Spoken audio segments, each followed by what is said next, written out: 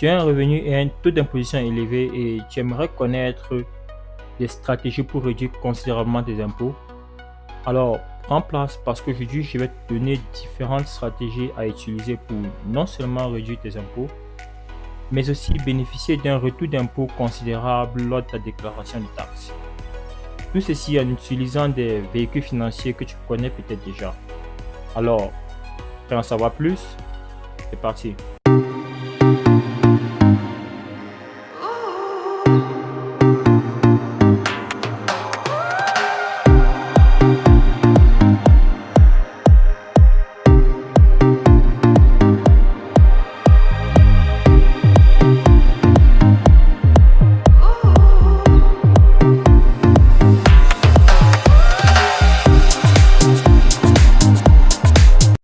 Bonjour, moi c'est Alex, votre conseiller en sécurité financière.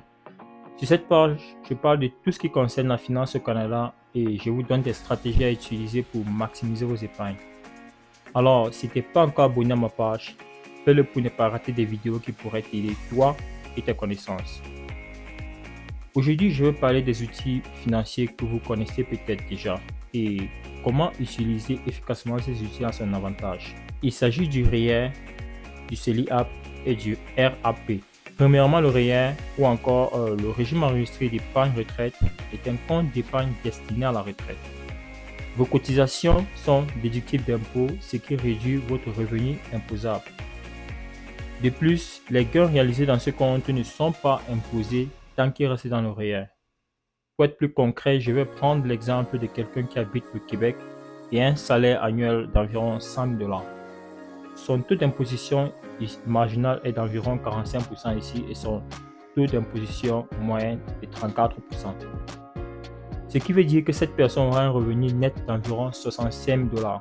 Donc, je ne sais pas si vous vous imaginez combien vous êtes en train de perdre en termes d'argent. Et c'est pareil pour celui qui gagne 70 000 $ avant impôt. Son revenu net sera d'environ 47 000 $.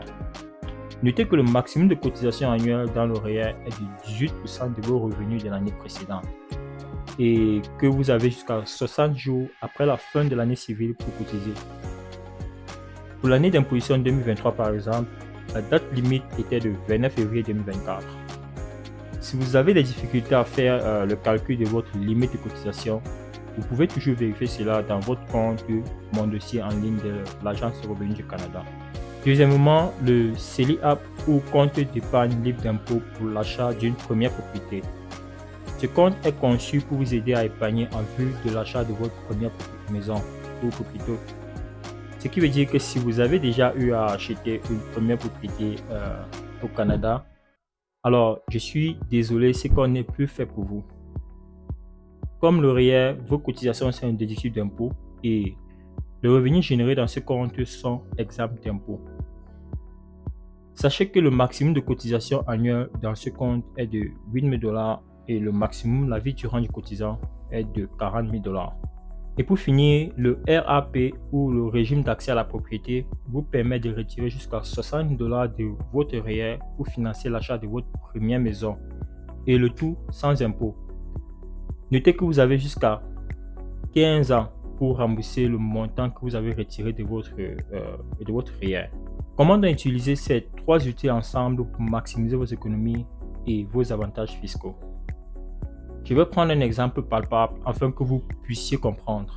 Imaginez un individu qui gagne 100 000 $ annuels. Si cette personne a pour objectif de s'acheter une maison dans les 5 prochaines années, elle peut utiliser le CELI-AP et maximiser ses cotisations annuelles afin de bénéficier des avantages fiscaux qui vont avec.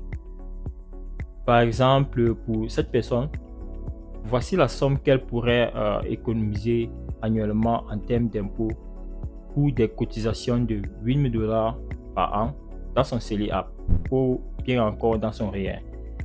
Alors, imaginez combien ça ferait en termes d'économie d'impôts sur une période de 5 ans si vous aviez passé le temps à économiser 20 000 $ par an, c'est-à-dire 8 000 $ dans votre CELI-AP et le reste dans votre REER.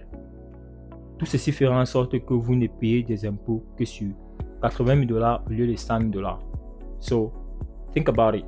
Ce que je conseille souvent à ceux qui ont un revenu faible est que si vous avez pour ambition de vous acheter une maison, cotisez dans votre CELI app et pensez à maximiser d'abord dans votre CELI avant de contribuer dans votre REER.